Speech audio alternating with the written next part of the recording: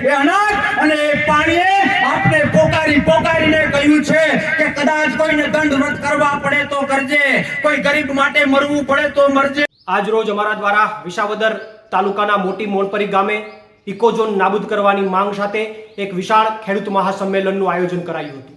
આ ખેડૂત મહાસંમેલનમાં વિશાળ સંખ્યામાં ખેડૂતોએ ઉપસ્થિત રહી અને ઇકોઝોન નાબૂદ કરવાની માંગને ખૂબ વધારે મજબૂત બનાવી છે।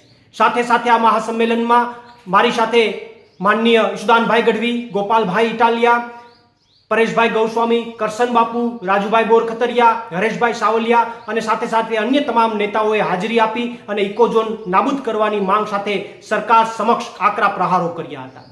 મેં પોતે ઇકોઝોન નાબૂદ કરવાની માંગની સાથે સાથે આગામી પ્રોગ્રામો જાહેર કર્યા છે કે જો સરકાર ઇકોઝોન નાબૂદ ન કરે તો આગામી 14મી જાન્યુઆરી અને ઉત્તરાયણના દિવસે ગીરના તમામ 196 ગામમાં ઇકોઝોન નાબૂદ કરવાના સ્લોગન સાથે પતંગો ચગાવી અને ઇકોઝોનનો વિરોધ કરવામાં આવશે।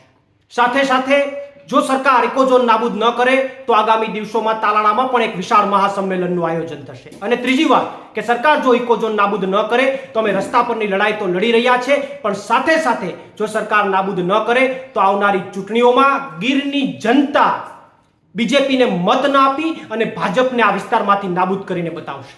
આભાર। પ્રવીણ રામ, પ્રદેશ ફ્રન્ટલ અધ્યક્ષ, આમ આદમી પાર્ટી।